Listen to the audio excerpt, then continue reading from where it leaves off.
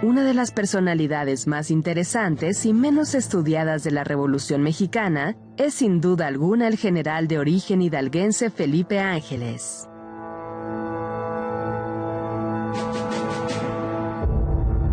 Hombre incorruptible desde su época como coronel del Ejército Federal del régimen porfirista. Felipe Ángeles fue uno de los pocos altos mandos militares de la dictadura que se sumó a la lucha de Francisco y Madero.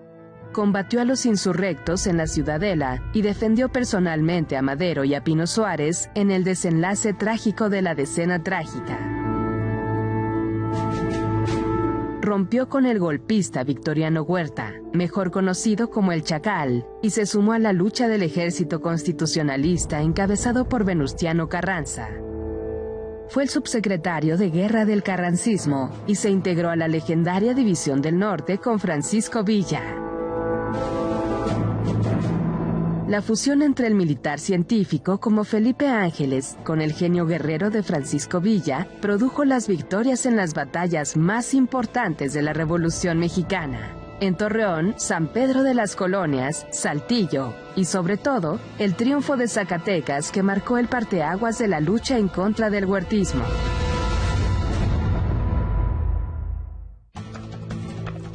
A 100 años del asesinato del general Felipe Ángeles, ¿cuál es el legado más importante que nos deja este personaje fundamental de la historia y la Revolución Mexicana? De alguna manera, Felipe Ángeles representa para las Fuerzas Armadas mexicanas al militar valiente, al gran estratega, pero sobre todo al militar institucional y leal. Esa parte es sumamente significativa para nosotros porque no solamente fue un militar preparado, que estaba al servicio del pueblo de México, sino que además de todo marcó una línea al nuevo ejército que surge durante la Revolución Mexicana. En este punto quiero ser muy enfático al decir que Felipe Ángeles era institucional y era leal a la figura del presidente Francisco Madero. ¿Por qué es importante? Porque era un presidente elegido democráticamente por el pueblo de México. Y eso Felipe Ángeles lo tenía perfectamente claro. Cuando se viene el cisma entre el ejército federal y la figura del presidente Madero, Felipe Ángeles no duda en ser leal a la investidura presidencial y por ende se une a la Revolución Mexicana. ¿Por qué? Porque él es leal al pueblo de México. Y ese legado de Felipe Ángeles de lealtad institucional, de servir al pueblo de México a través de sus instituciones legalmente constituidas, es algo que nosotros vamos a heredar de Felipe Ángeles y por ello la admiración y el respeto que le tienen las Fuerzas Armadas mexicanas, particularmente el ejército, a la figura de Felipe Ángeles. ¿Cuál fue el papel del general Felipe Ángeles en la Decena Trágica?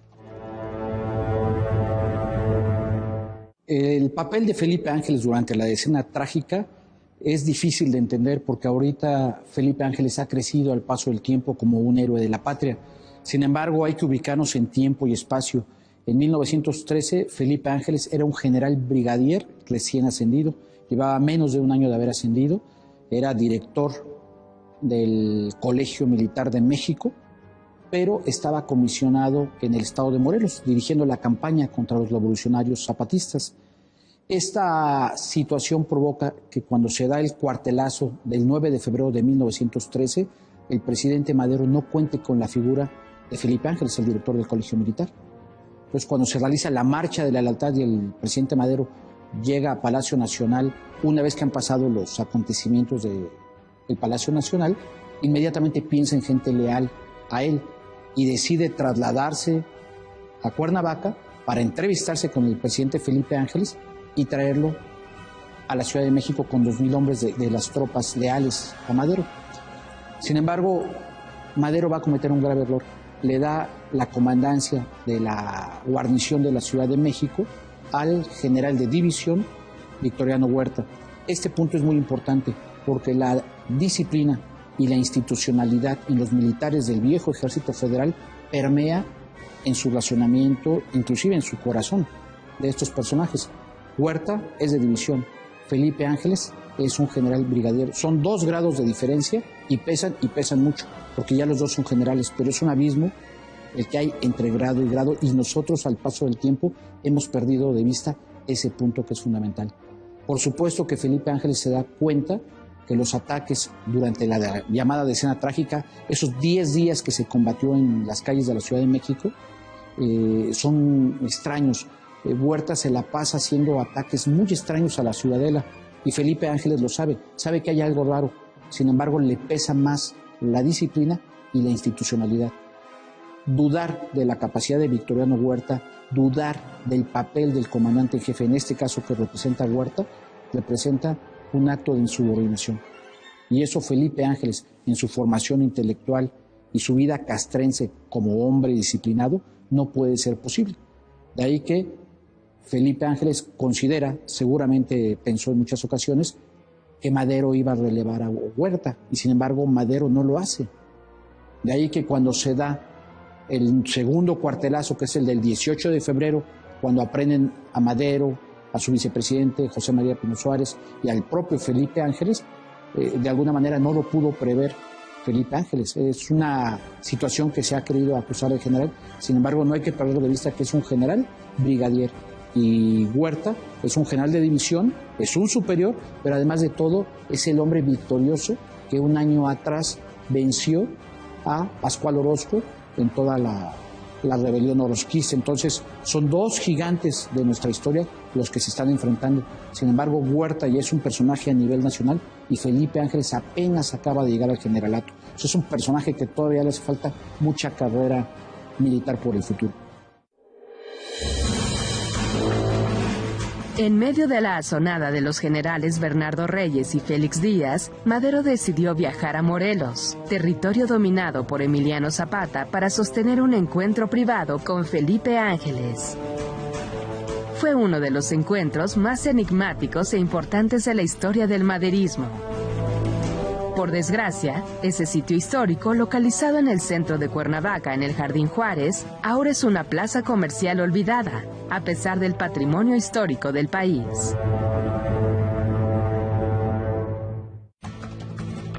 ¿Qué fue lo que platicaron Francisco I. Madero y Felipe Ángeles en Cuernavaca? De alguna manera, Felipe Ángeles tiene una relación con Madero muy estrecha. En 1912, ya con la presidencia de Madero en forma, lo manda a traer de Europa, siendo coronel, lo asciende a general brigadier y lo hace director del Colegio Militar. Durante su estancia en Chapultepec, donde se encontraba la residencia oficial del presidente Madero, y obviamente que al mismo tiempo era sede del Colegio Militar de México, pues ahí los dos personajes hacen una gran amistad. Salen a cabalgar todas las mañanas, tienen pláticas muy estrechas y ahí se va dando una amistad independientemente de los cargos que desempeña cada uno de ellos. Se da cuenta Ángeles que puede tener una amistad con Madero y al mismo tiempo va abrevando esas ideas democráticas de Madero. Obviamente también Madero va conociendo al hombre institucional, al hombre leal, al hombre valiente que representa a Ángeles, y esa amistad provoca que cuando Madero tiene que de alguna manera sofocar la rebelión de Emiliano Zapata en el estado de Morelos, con todos los excesos que cometió el ejército federal, entre ellos varios crímenes en contra de la población, pues piense Madero que la persona idónea es Ángeles, que es un hombre muy respetuoso de la vida humana y es un hombre muy institucional y que obedece órdenes al pie de la letra, pero también es un hombre que tiene un gran pensamiento para ser flexible en el cumplimiento de esas órdenes. De ahí que cuando lo manda a Felipe Ángeles a combatir a los zapatistas, Felipe Ángeles tiene un gran papel, empieza a pacificar la zona y aunque tiene enfrentamientos con las fuerzas zapatistas, lo hace de una manera muy respetuosa de las leyes, muy respetuosa, podríamos decir, de los derechos de las personas y sin cometer excesos. Eso provoca que Ángeles se gane el respeto de los zapatistas, pero también la admiración del propio presidente Madero. De ahí que cuando se viene el cuartelazo de febrero de 1913 y Madero se traslada a Morelos, el presidente Madero está cometiendo un error hasta cierto punto grave. En primera, sale a una zona muy peligrosa que era el estado de Morelos, obviamente donde está lleno de enemigos que eran los zapatistas, y obviamente se expone. Eso nos habla de que Madero era un hombre valiente, pero al mismo tiempo hasta cierto punto imprudente, por no decir un poco ingenuo políticamente. Cuando platican allá en el estado de Morelos, de alguna manera le informan a Ángeles cuál es la situación que está pasando en la Ciudad de México y lo trae a la Ciudad de México con unos 2,000 hombres de las fuerzas de la Brigada de Ángeles que estaban allá en Morelos. Sin embargo, se le presenta un problema de carácter militar al presidente. No puede nombrar a un general brigadier comandante de la guarnición cuando hay generales de división. O sea, simplemente no es posible. Por muy presidente que haya sido Madero, hay una cadena de mando y hay una estructura militar que se tiene que respetar a fin de no romper la disciplina que es fundamental para cualquier ejército. Y en este caso, pues Madero ya había cometido el error de nombrar a Huerta. Cuando Madero se da cuenta de los errores de Huerta, debió de haber ordenado un cambio. Tenía a su general secretario de Guerra y Marina, tenía a otros divisionarios a la mano, o simple y sencillamente pudo haber nombrado a Ángeles y sin embargo no lo hace, ¿no? El prestigio que tiene Huerta en ese año de 1913 es muy grande, es un general victorioso, es un general con mucho poder al interior de las Fuerzas Armadas, particularmente el Ejército Federal, y eso nos explica por qué Madero tarda en reaccionar ante la figura de Huerta y por ende el por qué Felipe Ángeles se ve imposibilitado de actuar de una manera más abierta y más firme durante los días de febrero de 1913. ¿Qué es lo que impulsa al general Felipe Ángeles a tratar bien a los zapatistas? ¿Esa experiencia es producto de un ejército moderno o es una convicción personal? En el caso de Felipe Ángeles, lo que lo impulsa a tratar bien a los zapatistas es que es un hombre pragmático. Las órdenes se deben de cumplir sin cuestionarse en el modelo del Ejército Federal. Sin embargo, hay que ser muy inteligente al momento de cumplirlas. Los detalles de ejecución, del cumplimiento de esas órdenes, Ángeles lo tiene muy claro. Hay que pacificar la zona zapatista y los detalles de ejecución le corresponden a él como general en jefe en el estado de Morelos.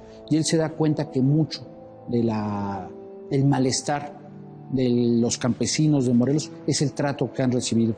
Entonces ahí Felipe Ángeles es muy cuidadoso, observa muy bien cuál es la situación social del lugar donde está operando y obviamente eso le permite dar un viraje al momento de dar órdenes. ¿Por qué? Porque primeramente evita el saqueo, la importancia del saqueo en los ejércitos del mundo, de todos los ejércitos del mundo, es fundamental en la antigüedad porque era una forma de motivar a las tropas, el permitir el saqueo, el botín, el robo, y una forma de acabar con el enemigo era aniquilándolo. El fusilamiento era parte de una tradición muy mexicana del siglo XIX. Sin embargo, Ángeles rompe con eso. ¿Por qué? Porque es un hombre primeramente con valores humanos, con una calidad humanística muy importante. No hay que perder de vista que Felipe Ángeles es un egresado del Colegio Militar, pero de la época del esplendor de oro del Colegio Militar en la época del Porfiriato. Ya no es un general de división que viene de las guerras de la intervención francesa. No, es un general profesional, con estudios, pero además de todo que ha salido al extranjero, que ha estado en aulas estudiando. Es un hombre muy culto, es un hombre que lee mucho y eso le permite tener una sensibilidad y darse cuenta que el programa de Morelos va más allá de una solución militar. También tiene que haber un cambio social, un cambio político en el manejo del problema con los zapatistas. Esto Madero lo entiende bien, pero también lo entiende muy bien Felipe Ángeles. Y eso provoca que Ángeles se gane el respeto de los zapatistas. Luego que asesinan a Madero y Pino Suárez, el general Ángeles tiene que salir otra vez al exilio brevemente para París. ¿Qué es lo que ve Venustiano Carranza en Felipe Ángeles? Aquí es importante tomar en cuenta que lo que ve Carranza en la figura de Felipe Ángeles para invitarlo a unirse a la revolución es al hombre pundonoroso, al hombre leal, al hombre de convicciones democráticas, y ese punto es sumamente significativo. Finalmente todo el mundo sabe en aquella época que Felipe Ángeles era un simpatizante de Madero, lo que nos habla de un militar con pensamientos democráticos, pero al mismo tiempo nos habla de un militar leal, y eso es una parte fundamental en el pensamiento de Felipe Ángeles. Felipe Ángeles, cuando rompe con el Ejército Federal, tiene mucho que ver la parte de la disciplina. Sabe Felipe Ángeles que el ejército debe tener una misión social, que es proteger y garantizar la independencia y la soberanía de la nación, el pueblo de México en este caso, pero representado a través de sus instituciones legalmente establecidas. Y estas son representadas por el presidente Madero. Cuando el Ejército Federal da un cuartelazo en contra de la figura del presidente de la República, elegido democráticamente, está saliéndose del ámbito legal, del ámbito institucional. Y eso provoca necesariamente en la figura de Ángeles una crisis de conciencia. Soy leal al ejército del cual provengo, del cual me formé, del cual abrevé mis virtudes y mis valores militares, que ha roto su respeto a la investidura presidencial, o me paso a la Revolución Mexicana. No es un dilema fácil en un hombre que lleva muchos años, estamos hablando más de 20 de ser militar federal. Pues esta crisis de conciencia, Ángeles logra resolverla de manera muy atinada, y eso justifica su paso de un ejército que se ha puesto al margen de la ley a la Revolución Mexicana. Por ello, esta ruptura institucional a nivel de un individuo que es Ángeles, de decir ya no soy federal y me paso a la Revolución Mexicana, es cruzar un río Rubicón prácticamente, y pasarse a apoyar al pueblo de México. No hay que perder de vista que todas las grandes revoluciones en la historia, siempre a los revolucionarios se les ha llamado bandidos, delincuentes y que están fuera de la ley, y después se convierten en gobiernos institucionales y victoriosos. Felipe Ángeles ve esto, el ejército se puso al margen de la ley, por lo tanto se pasa a apoyar al pueblo de México. Y Carranza lo observa. Carranza sabe que Felipe Ángeles trae todo un bagaje intelectual, todo un capital intelectual, no solamente en valores y virtudes militares, sino trae todo un conocimiento de lo que es ser un soldado profesional, un soldado disciplinado. La disciplina en cualquier ejército es fundamental. Y obviamente se levanta el pueblo de México en una revolución, pero son ciudadanos armados, no son ciudadanos soldados profesionales, son ciudadanos armados. Y obviamente Carranza tiene que disciplinar al ejército constitucionalista, tiene que disciplinarlo, tiene que darle una organización, tiene que darle una formación netamente castrense, y eso es lo que representa Ángeles. Es la parte medular que requiere Carranza, requiere un intelectual, un experto, no solamente en el arte de la guerra, sino en la organización de los ejércitos, y Ángeles representa ese elemento que necesita Carranza. ¿Pensó Carranza en Felipe Ángeles como el arquitecto de un nuevo ejército? Indudablemente Carranza pensó en que Felipe Ángeles podía ser un elemento fundamental para darle cohesión, formación orgánica al ejército constitucionalista. Y por eso lo manda a llamar, y Felipe Ángeles acepta gustoso el colaborar con Carranza. Sin embargo, las personalidades son muy disímbolas. Carranza, aunque es un héroe de la patria, es quien dirige la Revolución Constitucionalista, es el hombre pensante de la Revolución Constitucionalista, que por cierto tuvo un gran maestro que se llama Benito Juárez. Todos los pasos que va dando Carranza, los manifiestos, los decretos, las órdenes que da, todas están inspiradas en Benito Juárez. Carranza no crea nada nuevo, simplemente va adaptando los pasos que dio Benito Juárez en el pasado, los va adaptando Carranza al momento que le toca vivir. Y es ahí donde entra la figura de Felipe Ángeles. Felipe Ángeles es un militar profesional, pero también es un demócrata. Lo abrevó de Madero, y sin embargo Carranza, cuando toma el papel de primer jefe del ejército constitucionalista, es un personaje que sabe el valor de la disciplina, pero también el valor de la subordinación, y no le gusta que lo cuestionen. Pues cuando empieza a tener diferencias con Felipe Ángeles es por la formación del ejército constitucionalista. Y por otro lado entra un elemento que es fundamental, que es Álvaro Obregón. Álvaro Obregón es un hombre que no es carrancista, obviamente reconoce el primer jefe, pero no es un carrancista, él es un sonorense que trae toda una concepción de lo que debe ser un ejército, y obviamente trabajar con un viejo federal o un ex federal no le gusta a los revolucionarios, y menos a un hombre como Obregón, ¿no?, que tiene una ambición hasta cierto punto entendible para su tiempo. De ahí que las diferencias que tiene Carranza con Ángeles y los celos del propio Obregón hacia la figura de un ex federal del prestigio de Ángeles explican el por qué sale del gobierno carrancista la figura de Ángeles. ¿Hay una diferencia fundamental entre Carranza y Ángeles o son simplemente percepciones o estrategias y tácticas diferentes? Dentro de las diferencias que tuvieron Venustiano Carranza con Felipe Ángeles como subsecretario de Guerra, no le da el cargo de secretario de Guerra, se lo deja perfectamente claro, lo deja como subsecretario de Guerra y Marina del gobierno constitucionalista, es porque Carranza quiere reorganizar al ejército constitucionalista. Sin embargo, Felipe Ángeles trata de rescatar a los elementos honestos y leales que aún existen en el ejército federal. Sin embargo, Carranza era un hombre de decisiones drásticas, decisiones firmes, y de alguna manera él tiene perfectamente claro que quien derribó al gobierno de Madero fue el ejército federal, y por ende ese ejército tiene que ser disuelto, tiene que desaparecer. Ahorita esta concepción de la disolución de los ejércitos es un poco compleja, sin embargo, en una nación que está viviendo una efervescencia revolucionaria, era romper con el viejo ejército y crear uno nuevo, un ejército que estuviera al servicio de la nación, que fuera respetuoso de las leyes, respetuoso de sus instituciones, que fuera de origen popular, pero ante todo que estuviera a favor de los ideales democráticos por los que el pueblo de México estaba luchando en ese tiempo. Y obviamente a Carranza le queda muy claro que hay que disolver al viejo ejército federal. De alguna manera Felipe Ángeles cree que no es necesario llegar a esa medida.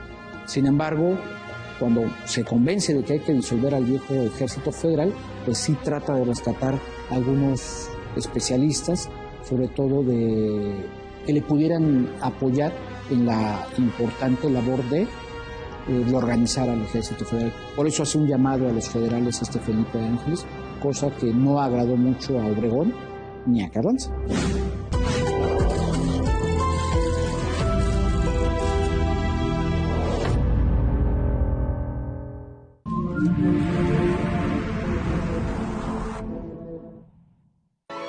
Sensibilidad, pasión y un gran liderazgo.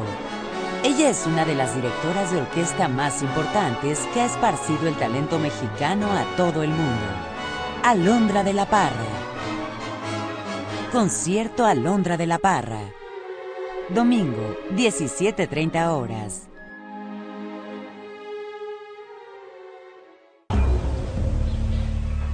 Mi mamá a mí me abandonó a mis 5 años de edad. Porque ya mi familia pues ya no era lo mismo, ya me tenían miedo.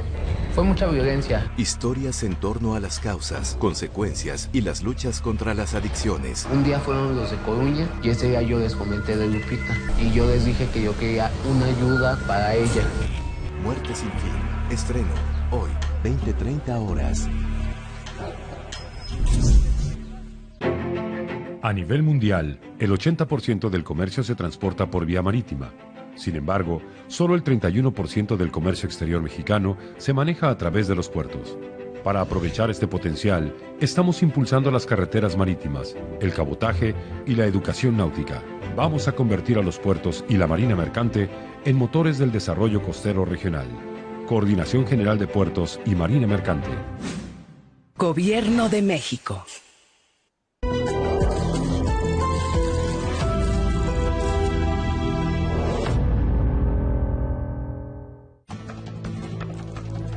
¿Cómo se da esta unión en la historia de Felipe Ángeles con Pancho Villa?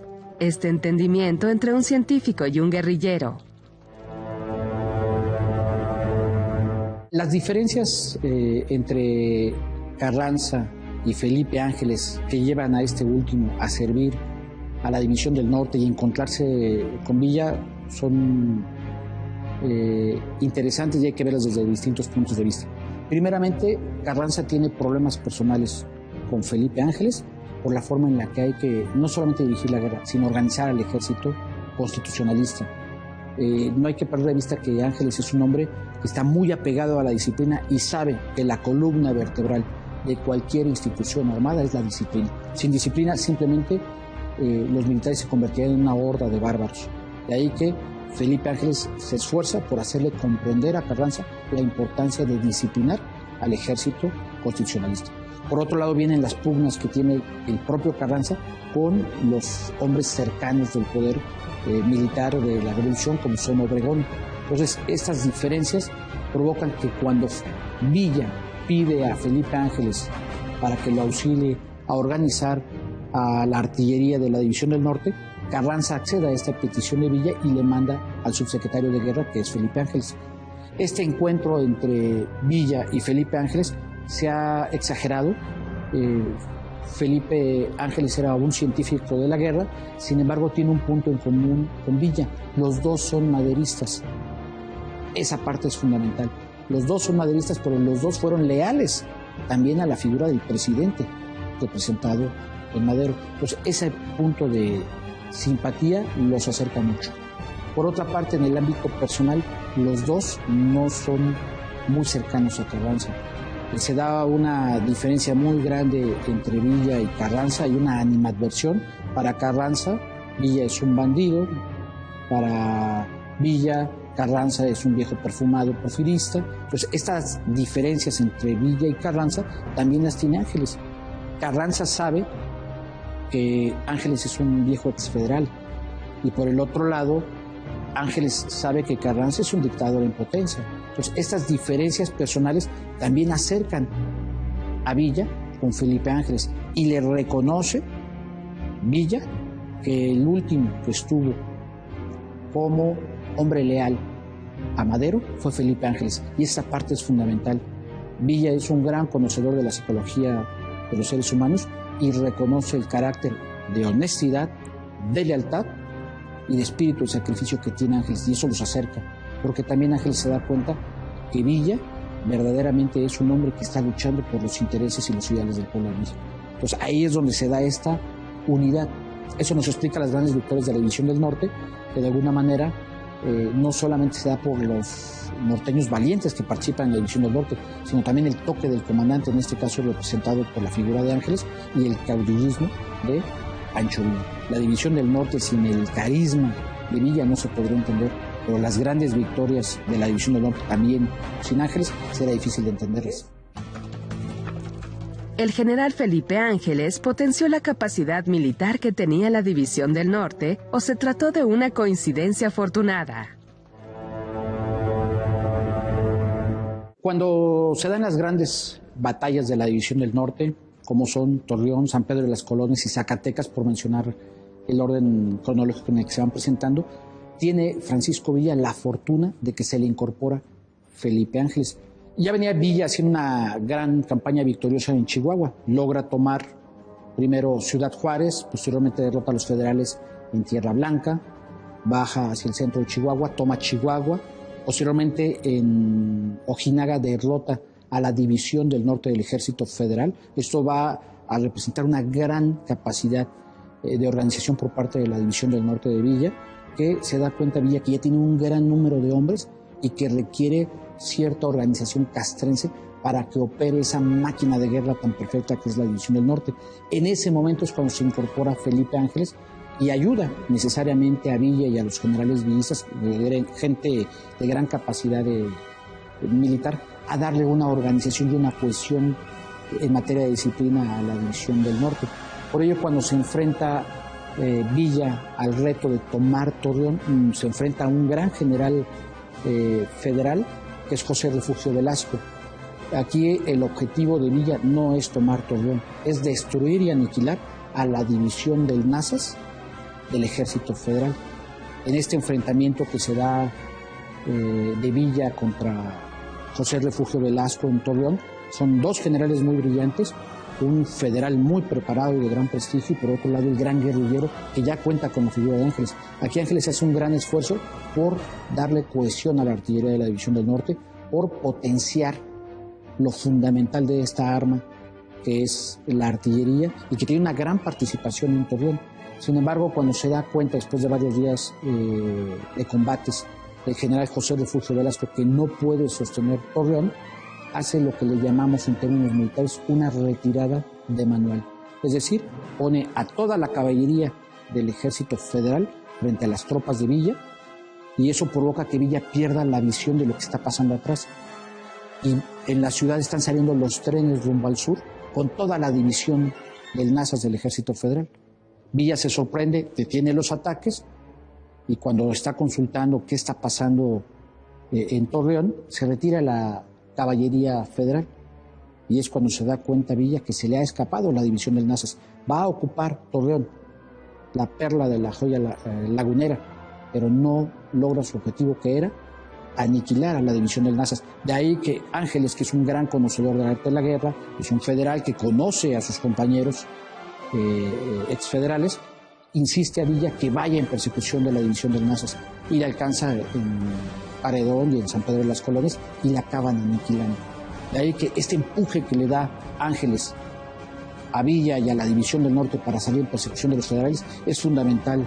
Ya Villa se da cuenta de la capacidad que tiene Ángeles y a la simpatía mutua que tienen provoca que se convierta en un gran respeto entre los dos personajes y creen ese binomio indestructible que es la figura de Villa y Felipe Ángeles. ¿Por qué es tan importante la batalla de Zacatecas? Es decir, militar, política e históricamente, ¿qué representó esa batalla y esa fusión entre Francisco Villa y Felipe Ángeles? Es, en términos militares, la batalla más perfecta desde el punto de vista del arte de la guerra. ¿Por qué? Porque Villa, cuando recibe la orden de Venustiano Carranza de mandarle primero 3,000 y luego 5,000 hombres a Pánfilo Natera, el general en jefe de la división del centro del ejército constitucionalista, se da cuenta que hay un asunto más allá de la cuestión militar. Carranza se está dando cuenta que la figura de Villa está creciendo, no solamente en términos militares, sino en términos políticos. Y obviamente Carranza no puede permitir que crezca demasiado la figura de Villa, porque se va a convertir de alguna manera en un problema político más adelante. Y como primer jefe, con Venustiano Carranza no lo puede permitir. De ahí que decide que el héroe de Zacatecas tiene que ser Pánfilo Natera y le quiere solamente un apoyo de la división del norte. Primero de 3,000 y luego de 5,000 hombres que ordena Venustiano Carranza. Sin embargo, Villa se niega a mandar ese apoyo.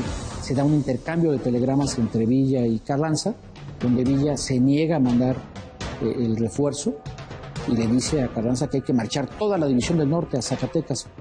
Y Carranza le dice, no, cumple usted la orden que se le está dando. Sin embargo, tenemos que ubicarnos muy bien que estamos hablando de ciudadanos armados, no son militares profesionales. El concepto de subordinación y de disciplina no lo entienden los ciudadanos armados de manera tan fácil. De ahí que Villa dice, bueno, si yo estorbo a la división del norte, pues entonces nombre otro general en jefe de la división del norte, y Carranza pues obviamente aprovecha la oportunidad de deshacerse de Villa, ordena que se reúnan los generales de la división del norte y que se nombre un nuevo general en jefe. El que logra darse cuenta políticamente del riesgo que representa la ruptura de que Villa renuncia a la jefatura de la división del norte es Felipe Ángeles. Y Felipe Ángeles convence a los generales de la división del norte, primeramente de que no acepten la renuncia de Villa. Segunda, que no se disgreguen. Existía el riesgo muy grave de que la división del norte se fracturara y se atomizara, lo que hubiera dejado a la revolución sin un poderoso ejército por un lado. Y por otro lado, que se insubordinara la propia división del norte y atacara a Carranza, alguno de los generales villistas, que tampoco era el caso.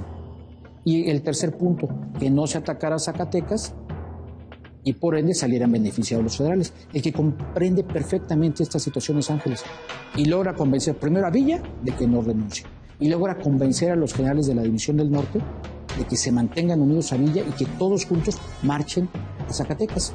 Pero además de todo, Ángeles es el que contesta el telegrama de Carranza y le dice, no vamos a aceptar la renuncia del general Villa, que es la espada más valiosa de la revolución. Nos vamos a ir a Zacatecas. Obviamente esta insubordinación de los generales de la división del norte es plenamente explicable y entendible al momento que se está viviendo. Estamos en una guerra donde es el pueblo de México, ciudadanos en armas, luchando por los ideales de la revolución. Y por el otro lado está Carranza, que aunque está dirigiendo la revolución de una manera muy inteligente y de una manera muy atinada, no puede aceptar una consubordinación. Esta insubordinación de la división del norte, dirigida en este caso por el propio Felipe Ángeles, Carranza no se lo puede perdonar. Y lo va a guardar y lo va a atesorar en su corazón durante años y va a buscar el momento exacto para cobrarle esta factura a Felipe Ángeles. Cuando avanza la división del norte rumbo a la ciudad de Zacatecas, El mérito de Francisco Villa es no tomar el mando de la batalla. Manda como avanzada a sus generales, entre ellos va Felipe Ángeles, y quien organiza el dispositivo de batalla es Ángeles, desde la marcha de aproximación hasta la llegada a Zacatecas y la colocación de las piezas de artillería y el número de hombres que van a participar. Estamos hablando de un aproximado de unos 22.000 a 23.000 villistas contra 12.000 federales, dirigidos por un general muy inteligente por parte del Ejército Federal, que es Luis Medina Barrón. Además de todo, de la superioridad numérica de 2-1 que llevan los villistas, se lleva una gran superioridad de piezas de artillería. Ángeles lleva 24 o 25 piezas de artillería y eso le da una gran potencia de fuego al arma de artillería de los villistas. Cuando llega Ángeles, rodea la ciudad y no solamente planea Ángeles el ataque simultáneo a la ciudad desde distintos puntos, sino que deja una salida que es la retirada de los federales hacia el pueblo de Guadalupe. Ahí es donde Ángeles ha planeado dar el tiro de gracia y aniquilar al ejército federal. Van a atacar la ciudad, les van a dejar una salida y en Guadalupe los va a aniquilar. La batalla de Zacatecas es la más perfecta del arte de la guerra en México. ¿Por qué? Porque es una batalla que tiene todos los principios del arte de la guerra presentes, como son acción ofensiva, concentración y economía de fuerzas, sorpresa, seguridad, por mencionar algunos de los principios. Pero además de todo, todas las fases del combate están presentes. Hay una marcha de aproximación, hay un ataque, hay un empeño, hay una persecución, completas, por mencionar otros principios de la guerra. De todas las batallas de la Revolución Mexicana, yo me atrevería a decir que es la batalla más perfecta, militarmente hablando. Obviamente hubo una gran cantidad de muertos, un número tremendo, 6-7 mil muertos por parte de los federales y un número similar por parte de los villistas. O sea, el número de muertos fue muy alto. En términos castrenses es una gran batalla, pero por supuesto que es lamentable el número de vidas que se perdieron ahí. Finalmente son mexicanos los que se están enfrentando y eso es triste, ¿no? ¿Cuáles son las reverberancias militares que tiene la batalla de Zacatecas para la División del Norte, para el ejército constitucionalista y obviamente para la figura del general Felipe Ángeles? La importancia de la batalla de Zacatecas hay que verla desde varios puntos de vista. Primeramente, desde el punto de vista del arte militar, representa no solamente una gran victoria para la División del Norte, sino una gran victoria para la Revolución Mexicana, porque en Zacatecas se rompe la columna vertebral de todo lo que es el Ejército Federal, que prácticamente ya se queda sin forma de defender el centro del país. De ahí que al haber destrozado a las fuerzas federales en Zacatecas, queda abierta la entrada a la capital de la República y a todo lo que es la región del Bajío. Esa sería la reflexión en el punto de vista militar. Por otro lado, en términos políticos, la figura de Villa se proyecta ya no nada más a nivel nacional, sino a nivel internacional. ¿Por qué? Porque se le llega a llamar como el Napoleón mexicano, se llega a conocer la figura de este personaje a nivel mundial, o sea, proyecta a Villa de una manera impresionante, ¿no? Y por otro lado, también molesta mucho a Carranza. Obviamente Carranza está contento por la victoria militar a favor de la revolución, pero está muy molesto porque de alguna manera se da cuenta que Villa se está ensoberbeciendo y eso va a provocar un problema de disciplina y de subordinación por parte del general revolucionario en contra de la figura del primer jefe del ejército constitucionalista. Entonces tiene varias repercusiones. También Victoriano Huerta se da cuenta que ya no tiene un ejército que oponerle a los revolucionarios. Piensa en las tropas que tiene en el estado de Jalisco, pero estas son derrotadas por Obregón en la batalla de Orendain y en Tres Castillos, y obviamente pues se queda Huerta sin tropas y no le queda más que renunciar a la presidencia de la República y salir rumbo al exilio. Sin embargo, yo me atrevería a decir que el punto de inflexión de la Revolución Mexicana en la lucha del viejo régimen porfirista huertista en contra de la Revolución Constitucionalista es Zacatecas.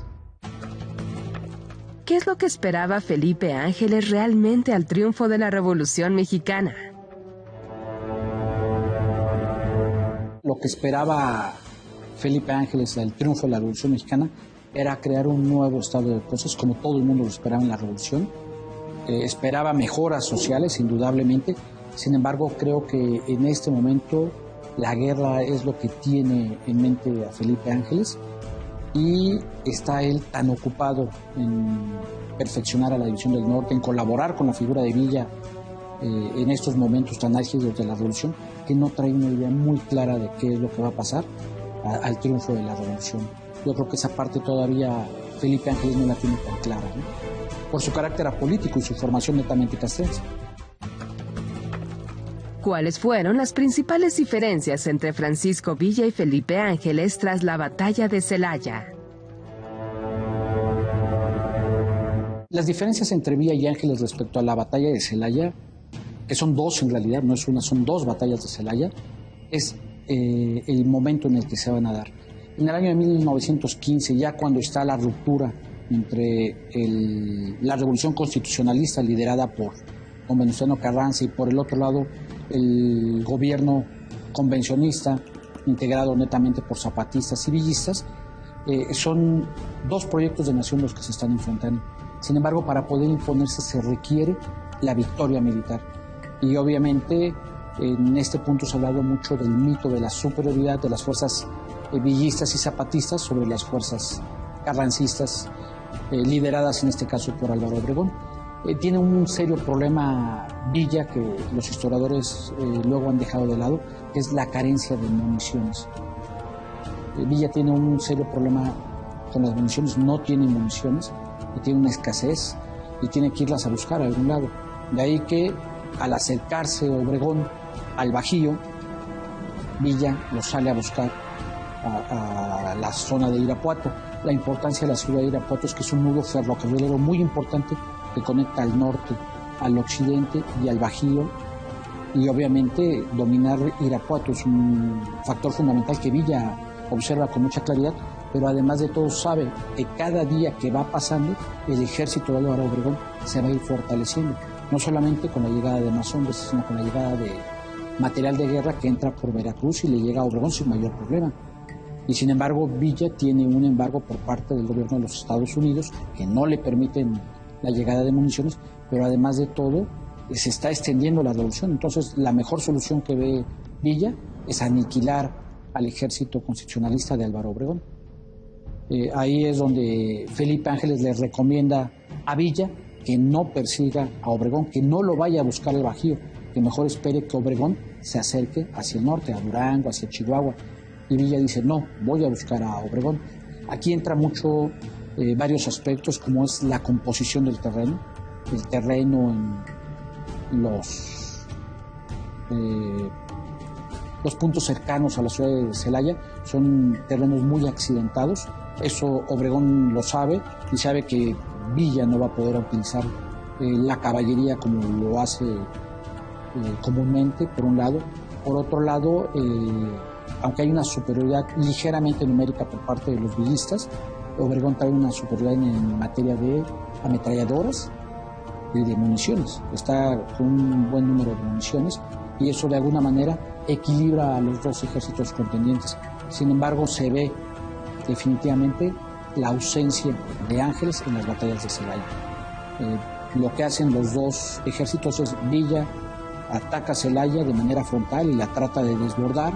Obregón lo va conteniendo y después de más de 30 y tantas horas de combate, Obregón lanza una contraofensiva, una maniobra doble que provoca que se rompa el dispositivo villista y se repliegue Villa. Son dos batallas donde en las dos Obregón va a maniobrar sobre Villa y va a romper este mito de la invencibilidad de la División del Norte y del propio Villa, ¿no? Sin embargo, ahí empieza el declive de la División del Norte. Vendrían otras batallas como Trinidad, León, Santana del Conde, donde lo que va Villa haciendo es desgastarse, ¿no? ¿La derrota de Celaya es también una derrota para Felipe Ángeles? No, definitivamente las batallas de Celaya respecto a la figura de Felipe Ángeles nos indican que Villa no tiene a un asesor fundamental que sea un gran conocedor del arte de la guerra, como lo es Ángeles, pero además de todo nos habla de la precipitación de Villa. Villa debió de haber concentrado un mayor número de elementos para derrotar a Obregón, y obviamente Obregón tampoco esperaba las batallas de Celaya. Obregón sale de Celaya con las fuerzas de Maicotey y se encuentra a Villa, que salió de Irapuato rumbo a Celaya. Entonces es una batalla en donde el liderazgo y el mando militar son muy importantes. Obregón tiene un cuadro de generales muy valioso, como es Fortunato Maicotey, como es Benjamín Gil, que organiza la defensa de Celaya. Son generales que les gusta la maniobra, que tienen flexibilidad a la hora de obedecer órdenes y de cumplirlas. Y en el caso de la División del Norte hay un centralismo tremendo por parte de Villa, que además de todo, cuando llega a Celaya no llega con sus grandes generales de la División del Norte, que están desplegados en otros frentes de batalla, llega con muchas tropas que son novatos en el arte de la guerra, porque los viejos veteranos de la División del Norte también están en otros frentes, como en Jalisco combatiendo al general Manuel M. Diegues, como en Monterrey, en fin. No es la poderosa División del Norte de 1914 la que está enfrentando a Obregón en las batallas de Celaya. Y eso es un punto a favor de Obregón, que sabe capitalizarlo, y eso nos explica en gran parte la derrota de Villa.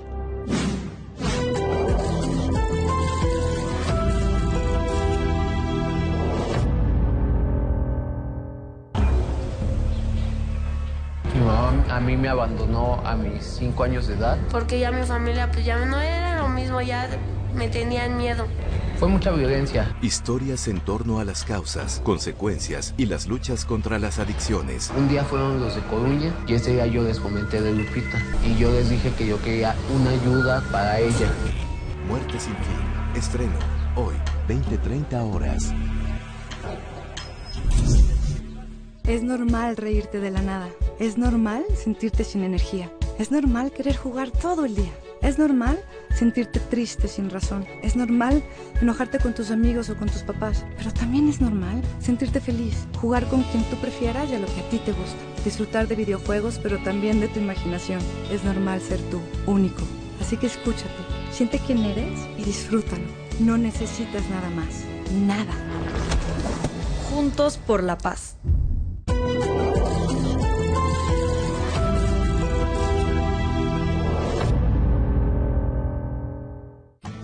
Hay 3 grandes figuras militares en la historia de la Revolución Mexicana: el genio de Francisco Villa, la enorme capacidad de Álvaro Obregón y el estratega que es Felipe Ángeles. ¿Quién fue mejor militar? Hablar de quién es mejor militar, comparando a Álvaro Obregón, a Francisco Villa y a Felipe Ángeles, es un tema complejo. De entrada, todas las comparaciones son odiosas. Sin embargo, ya hablando en el término del arte de la guerra y aspectos militares, son 3 figuras diferentes. Le voy a poner un ejemplo. En el caso de Felipe Ángeles, es un militar de academia, de escuela, es un militar profesional, es un militar que sabe la importancia de la táctica, de la estrategia, de la orgánica y de la logística en el campo de batalla. Es un experto artillero, es un científico de la guerra, por decirlo de alguna manera, pero además de todo es un gran conocedor del arte de la guerra en todas sus fases. Y eso nos habla porque la batalla más perfecta de la Revolución Mexicana, que es Zacatecas, es una batalla muy perfecta desde este punto de vista. ¿Por qué? Porque todos los principios de la guerra están aplicados en Zacatecas. Es una parte fundamental. Por el lado de Álvaro Obregón es un general que le gusta mucho la maniobra. Es un general que hace la combinación de las tropas en movimiento con el fuego y con el terreno. Es un general que tiene una gran capacidad de dirigir a sus tropas y ser flexible en el campo de batalla y a la hora de la estrategia y de la táctica en el campo de combate. Es un hombre muy inteligente, Obregón, pero además de todo es un hombre que, como no tiene conocimientos doctrinarios científicos de la guerra, puede improvisar y ser muy pragmático a la hora de dirigir a sus hombres en la guerra. Y por el lado de Villa es un general que podríamos decir que es el perfecto guerrillero. Sí tiene grandes victorias militares, pero de alguna manera es un militar que podríamos decir que es muy práctico, tiene la intuición que le da el no tener una preparación académica que lo encierra en una camisa de fuerza. Es un hombre que sabe improvisar, que conoce el terreno donde está operando, conoce a los soldados que está dirigiendo, pero además de todo es un hombre muy apegado a los aspectos de la guerra irregular, a la guerra de guerrillas, guerra de movimientos, que rompe con los patrones comunes de la guerra. Pues son tres personalidades diferentes. El científico de la guerra, Felipe Ángeles, apegado a la guerra regular y a los principios del arte de la guerra y de la disciplina. Por otro lado, a Álvaro Obregón, un hombre práctico que le gusta la maniobra, le gusta la guerra de movimiento, que no está apegado a un régimen militar castrense. Y por el otro lado tenemos a un perfecto guerrillero que es Villa, ¿sí? Que conoce el terreno, conoce a sus hombres y que de alguna manera es muy entrón. ¿Qué es lo más importante que nos queda del general Felipe Ángeles a pesar de la deliberada intención de no destacarlo como una de las figuras señeras de la Revolución Mexicana? Después de la Revolución Mexicana viene un olvido para las figuras que perdieron la revolución, en este caso Francisco Villa y obviamente en consecuencia Felipe Ángeles. No hay que perder de vista que la revolución la gana la clase media, representada por Obregón y el grupo sonorense de Plutarco Elías Calles, ¿no? Eso nos explica que cuando Obregón, Calles llegan a convertirse en gobierno como grupo sonorense, pues sí hay que pactar con los demás grupos, como son los villistas, como son los zapatistas, como son los viejos porfiristas, y eso permite que se consolide el gobierno revolucionario. Pero la figura de Villa la van relegando y se va también haciendo un mito por ahí del Villa bandido, de Villa el delincuente, y obviamente pues su figura que es fundamental, que es Ángeles, también va siendo relegado al olvido. Al paso de los años, ya ha entrado el siglo XX, el gobierno retoma la figura de estos grandes personajes. Obviamente los historiadores hacen una revisión de nuestra propia historia y es cuando el propio pueblo de México regresa a retomar la figura de Francisco Pancho Villa como un gran personaje central. Y en el caso del ejército mexicano se recupera la figura de Felipe Ángeles. Hay un gran trabajo de investigación histórica que hizo Federico Cervantes, amigo personal de Felipe Ángeles, y que como historiador recupera a este personaje mexicano, también lo recupera. ¿Por qué? Porque Felipe Ángeles tiene un gran significado para el ejército mexicano. Nos representa al militar honesto, al militar valiente, al hombre disciplinado, institucional, pero nos representa ante todo al hombre leal a sus convicciones, leal al pueblo de México, leal a las instituciones que el pueblo de México se ha dado de manera democrática. Y eso yo creo que es el gran legado y el gran valor que tiene Felipe Ángeles para la historia de México y fundamentalmente para la historia de las Fuerzas Armadas Mexicanas. Hay grandes enseñanzas y grandes legados que nos ha dado Felipe Ángeles. Tenemos por ahí su diario de operaciones en la toma de Zacatecas. Es una obra histórica de gran contenido, de lecciones castrenses para la gente que se dedica al estudio del arte de la guerra, sobre todo en el arma de artillería. Sin embargo, yo creo que la aportación más importante es el principio de la lealtad como la columna vertebral de las virtudes militares en México.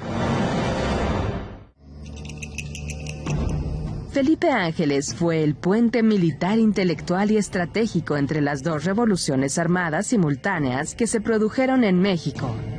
La política institucional, encabezada por Venustiano Carranza, con quien tuvo similitudes y diferencias insalvables que llevaron a su juicio y fusilamiento en 1919, y con la revolución social y agraria de los vaqueros, mineros y campesinos del norte, encabezada por Francisco Villa y también por los campesinos, artesanos y trabajadores del sur, liderados por Emiliano Zapata, quien tuvo siempre respeto por Felipe Ángeles.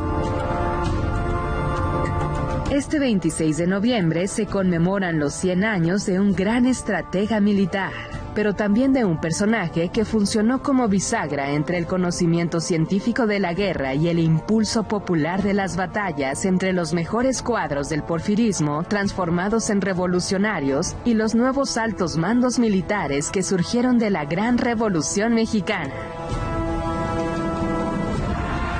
Felipe Ángeles fue un gran estratega y sobre todo un humanista cuyas lecciones aún alumbran la historia de nuestro país.